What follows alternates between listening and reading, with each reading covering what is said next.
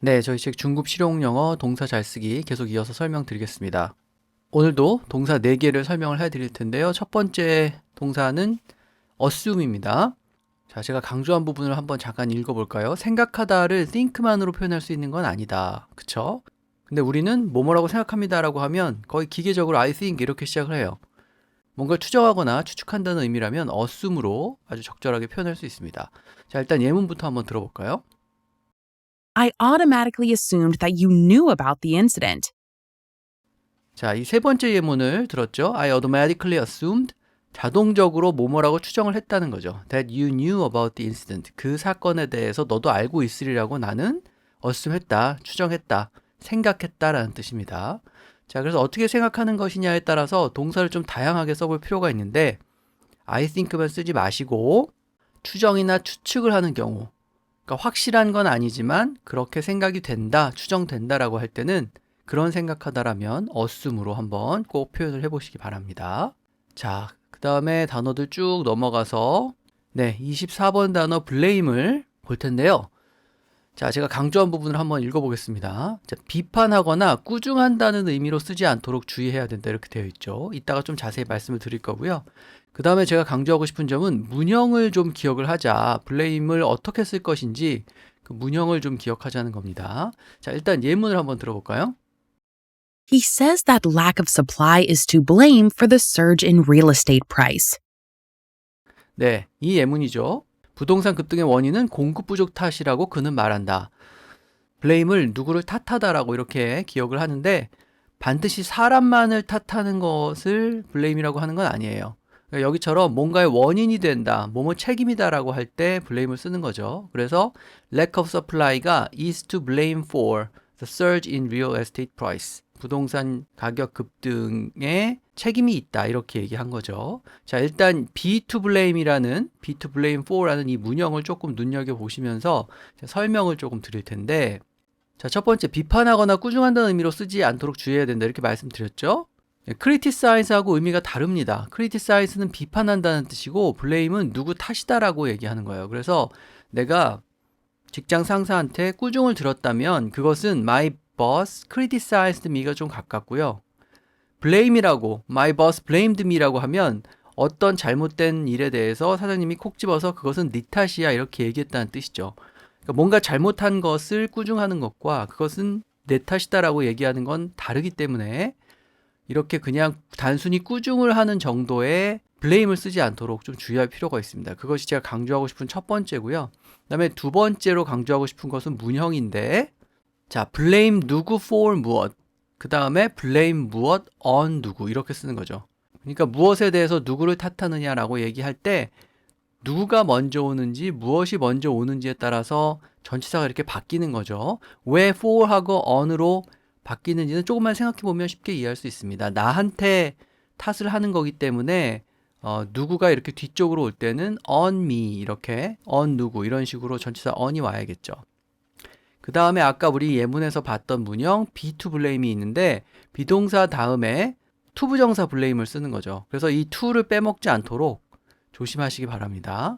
자, 그래서 다시 정리를 하면 그냥 단순히 꾸중하는 경우에 blame을 쓰는 건 적절치 않다는 거고요. 그 다음에 두 번째로는 blame 다음에 for를 쓰는 경우하고 on을 쓰는 경우 구분하고 그 다음에 be to blame이라는 문형을 기억하자. 자, 이렇게 두 가지를 blame과 관련해서는 제가 좀 강조를 드립니다. 이 blame이라는 단어가 굉장히 어렵다고 느껴지는 분은 별로 없을 텐데 blame을 활용해서 문장을 만들 때는 조금 더 섬세하게 챙겨야 될 것들이 있는 거죠. 자, 그 다음에 설명드리고자 하는 동사는 26번 boost인데요.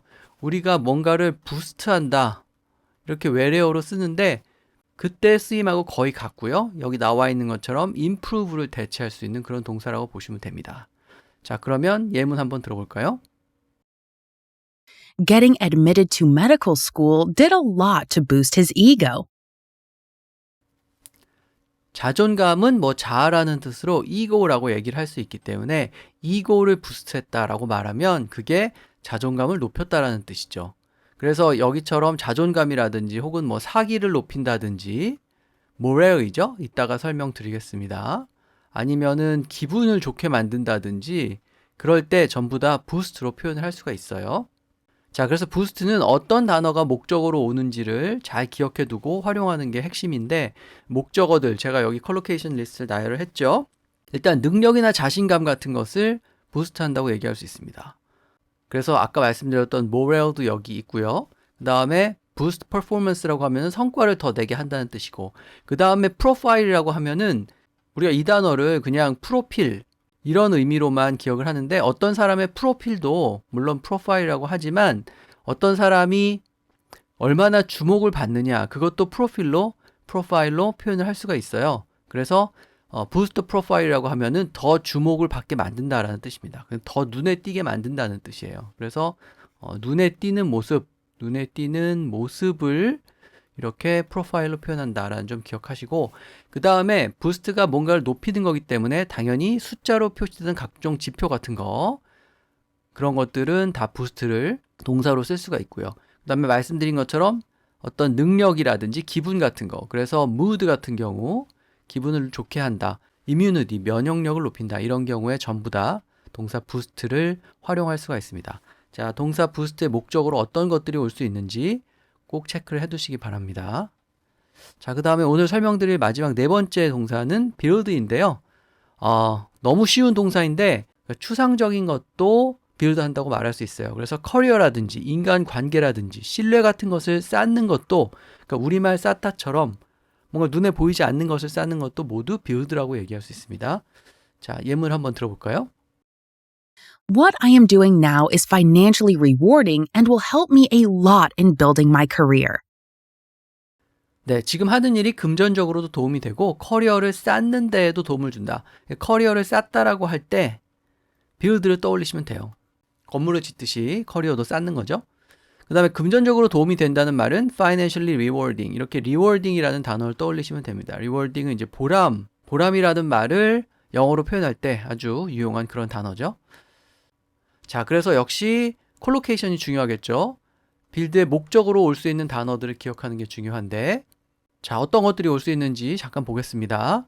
일단 말씀드린 것처럼 relationship 같은 거, 어떤 관계라든지 우정, 이런 것을 구축하는 경우에도 쓸 수 있고, 그 다음에 말씀드린 것처럼 커리어를 쌓거나 일과 관련해서 뭔가 비즈니스를 구축한다라고 할 때도 build라고 할 수 있고, 그 다음에 이 세 번째 항목을 좀 잘 알아둘 필요가 있죠. 어떤 이미지라든지 명성 같은 것을 쌓을 때도 build라고 할 수 있습니다. 그래서 여기 보면은 캐릭터를 구축한다든지, 그 다음에 특히 이미지를 구축한다라고 할 때 build를 쓸 수 있고요.